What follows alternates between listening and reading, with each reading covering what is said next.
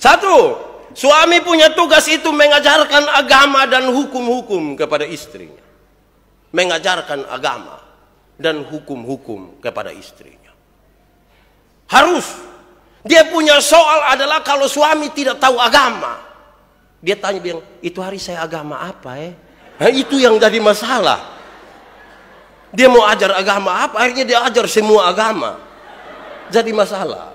Suami bertanggung jawab mengajarkan agama dan aturan-aturan hukum, terutama hukum-hukum agama kepada istrinya.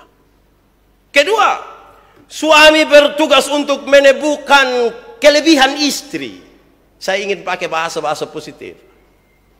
Suami berkewajiban untuk menemukan kelebihan seorang istri. Coba lihat dia baik-baik, renungkan berapa lama kita membangun hubungan, dia pun kelebihan apa. Jangan pusatkan perhatian pada kelebihan berat badan.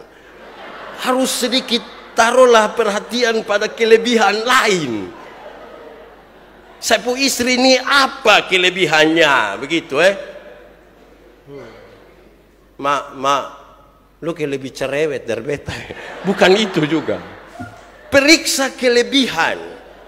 Karena kelebihan-kelebihan itu yang akan membuat kita terikat satu dengan yang lain. Karena akan sulit ditemukan di tempat lain, di orang lain, dan seterusnya. Pastikan dia punya kelebihan.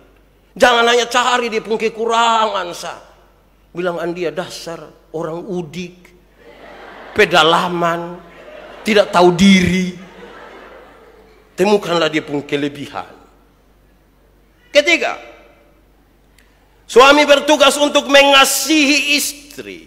Mengasihi. Bukan memukul, mencela, atau menghina. Jadi suami pun tugas mengasihi. Sayang, kurang sambal kok. Mau tambah sama. Bukan pukul. Kita tidak pernah menikah dengan istri yang namanya Chris John. Tidak pernah. Tidak pernah. Kita menikah dengan seorang istri, seorang perempuan yang butuh dikasihi, bukan butuh dipukul. Angkat tangan suami-suami yang biasa pukul istri. Tidak ada di sini Bagus. Tuhan memberkati saudara-saudara. Atau ibu-ibu yang biasa kena pukul, angkat tangan. Jangan berani angkat tangan pulang kena pukul. Itu bahaya Jadi mengasihi. Jangan KDRT. 80% kasus yang ditangani oleh Polda NTT itu adalah kekerasan dalam rumah tangga. Istri pukul suami, suami pukul istri, orang tua pukul anak, anak lawan orang tua. Jadi itu hari dong bilang, belum kenal maka tak sayang. Saya bilang apa? Jadi kenal pasti sayang. Belum tentu. Belum tentu. Karena suami yang pukul istri itu dia kenal dia pu istri, bukan dia tidak kenal. Bukan mencela. Bukan mencela. Andi tadi saya bilang, jangan kawin orang rote. Bukan mencela. Gitu Saya bilang kawin sesama Timor, lu tidak mau. Jadi bukan mencela. Bukan menghina. Andia kamu dari keluarga miskin, untung bae lu kawin ame beta lu hidup agak sedikit baik. Untung. Jadi bukan menghina Seperti apapun kita pun posisi, jangan menghina. Karena dia istri. Lanjut. Suami punya tugas adalah menafkahi dengan tulus. Memberi makan. Memberi perhatian. Berikan dengan tulus. Jangan sampai pulang bilang, ini yang lu pesan nih, ame ke lu puas. Sebentar beli lu muka asam lah Tidak begitu Tulus. Tulus dikasih bikin kejutan. Suruh mama keluar terus taruh babah di dalam kamar bersengaja bikin tidak tahu.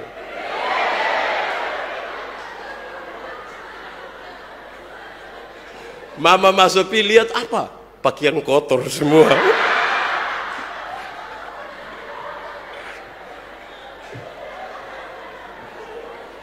Menafkahi dengan tulus. Jadi suami-suami tolong nafkahi istri. Jangan hanya bilang, ih, ini lu ini jadi bebangsa dalam keluarga. Tidak bisa nafkahi istri. Lanjut. Suami punya tugas adalah bersikap lembut terhadap istri. Lembut. Tidak kasar.